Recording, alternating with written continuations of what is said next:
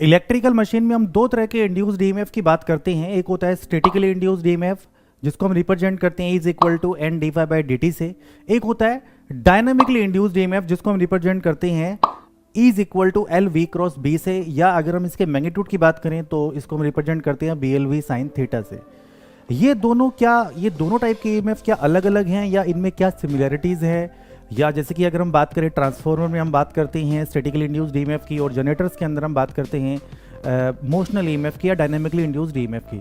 तो आज मैं आपको डायनामिकली इंड्यूस्ड ईएमएफ या जिसको हम मोशनल ईएमएफ या रोटेशनल इंड्यूस्ड ईएमएफ भी हम कहते हैं, इसका जो इक्वेशन होता है जो एल वी क्रॉस बी या B L V sine theta, ये किस तरीके से आता है और इसका जो E is equal to N D phi by D T से क्या कनेक्शन है, इसकी आज हम बात करेंगे। तो इसके लिए हम एक मैग्नेटिक फील्ड लेते हैं और उसमें एक कंडक्टर को प्लेस करते हैं। तो आप देख रहे हो ये है मैग्नेटिक फील्ड और इसमें कंडक्टर एक प्लेस कर दिया, और इस कंडक्टर की जो लेंथ है हम मान लेते हैं इसकी लेंथ है एल। तो एल इसकी क्या हो गई, लेंथ हो गई। थोड़ा सा इसको हम बड़ा कर लेते हैं। अब आप देख रहे हो कि यहां पर मैग्नेटिक फील्ड जो है, अगर आप इसकी डायरेक्शन को अगर आप देखोगे तो ये इनवर्ड द स्क्रीन है, ठीक है, इनवर्ड द स्क्रीन, इस तरीके से मैग्नेटिक फील्ड की डायरेक्शन है। और जो यहां पर आप कंडक्टर देख रहे हो, ये कंडक्टर का लेंथ एल है। इस मैग्नेटिक फील्ड में इस कंडक्टर को हमें क्या करना है, मूव करना है।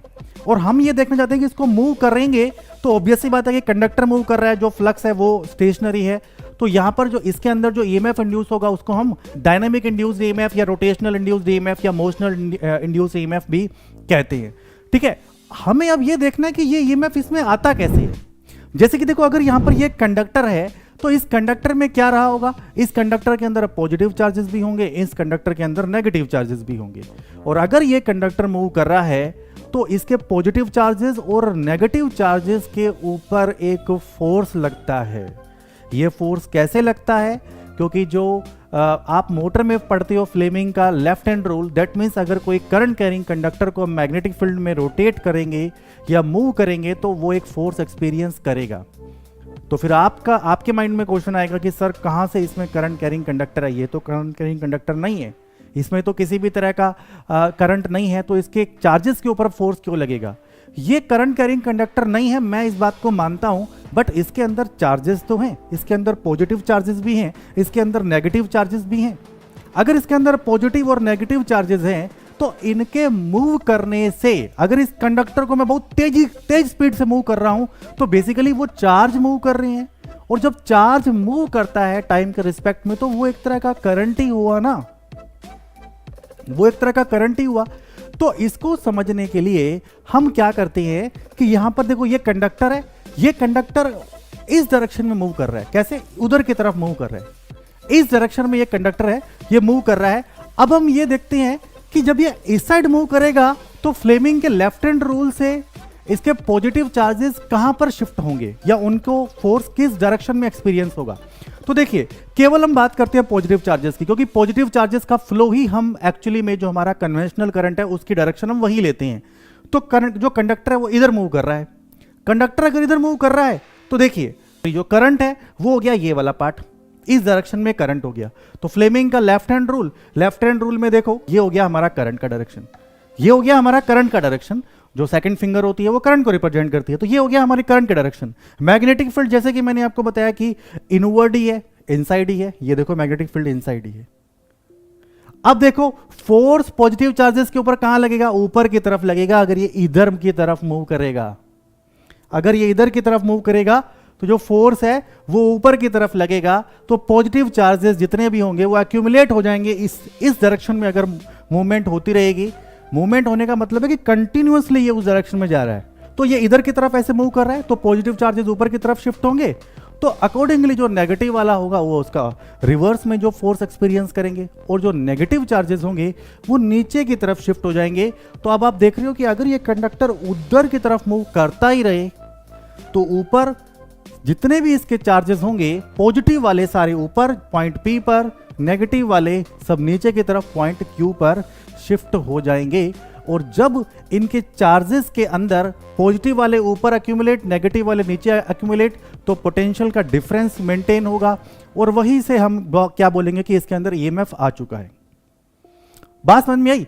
तो अब अगर हम देखें कि ये कंडक्टर है, ये अगर सपोज इस डायरेक्शन में रोटेट कर रहा है, अगर सपोज ये इस डायरेक्शन में रोटेट कर रहा है, इसके इस डायरेक्शन में रोटेट करने से ऊपर प्लस और नीचे माइनस है, तो अगर ये अपोजिट डायरेक्शन में रोटेट करेगा तो जो पोलैरिटी है वो शिफ्ट हो जाएगी। तो पोलैरिटी है ये शिफ्ट हो जाएगी। इसका मतलब कंडक्टर अगर मैग्नेटिक फील्ड में अपना मूवमेंट चेंज करेगा तो जो पोलैरिटी उसके अंदर इंड्यूस होती है, जैसे जो कि मैंने आपको अभी बताया कि कैसे इंड्यूस होती है, वो चेंज हो जाएगी। वो उस कंडक्टर के मैग्नेटिक फील्ड में किस डायरेक्शन में वो रोटेट कर रहा है, किस डायरेक्शन में मूव कर रहा है, इस बात पे डिपेंड करती है। तो अगर कोई कंडक्टर कंटिन्यूअसली रोटेट करता रहेगा इस डायरेक्शन में, तो हमेशा बिल्कुल डीसी की तरह ऊपर प्लस और नीचे माइनस, या ऊपर माइनस नीचे प्लस, जैसे भी होगा पोलैरिटी है वो हमें यहां पर देखने को मिलेगी। बात समझ में आई? तो बस बात यह है कि अब क्या ऐसा पॉसिबल है कि कोई कंडक्टर मैग्नेटिक फील्ड में कंटिन्यूअसली चलता जाए? This is not possible. भाई मैग्नेटिक फील्ड तो आप किसी पर्टिकुलर स्पेस में कन्फाइन कर सकते हो, तो वहां पर किसी कंडक्टर को आप घुमाओगे तो इसीलिए हमेशा आपको कभी डीसी नहीं मिलता। फैराडे लॉ से कभी भी आपको डीसी नहीं मिल सकता। फैराडे लॉ से डीसी तभी मिल सकता है जब एक मैग्नेटिक फील्ड ऐसे इन्वर्ट हो और ये कंडक्टर कंटिन्यूअसली मूव करता जाए, but that is not possible. अगर ये पॉसिबल नहीं है तो फिर क्या होगा? आपको डीसी भी नहीं मिलेगा कभी भी। तो फिर अगर ये बार बार अगर चेंज करेगा, अगर एक ही जगह पे ऐसे घूमेगा, तो जब रोटेट करता है तो रोटेट करने से इसकी पोलैरिटी लगातार बदलती रहती है। अब जब लगातार बदलती रहेगी इसकी पोलैरिटी, तो डेफिनेटली कभी भी फैराडे लॉ से आपको कभी भी डीसी नहीं मिल सकता। हमेशा टाइम वेरिंग नेचर का ही जो फ्लक्स है वो आपको मिलेगा। ठीक है, तो यहां पर आपको बात हमें यह समझनी है कि E is equal to N D phi by D T जो है, जिसमें हम ये बोलते हैं कि अगर फ्लक्स टाइम वेरिंग नेचर का है तो कंडक्टर के साथ अगर वो लिंक करेगा तो उसमें ईएमएफ इंड्यूस होगा। माइनस साइन लगाकर हम लेंजेस लॉ जो के थ्रू उसकी जो पोलैरिटी है वो एक्चुअल पोलैरिटी वो हम फाइंड आउट कर लेते हैं। बट अगर मैग्नेटिक फील्ड हमारा कांस्टेंट है, फिक्स्ड मैग्नेटिक फील्ड है, तो ऐसे केस में कंडक्टर रोटेट अगर करेंगे तो उसको जो हम रिप्रेजेंट करते हैं एल वी क्रॉस बी से, ये किस तरीके से इक्वेशन हम फाइंड आउट करेंगे ये हम देखेंगे नेक्स्ट पार्ट में।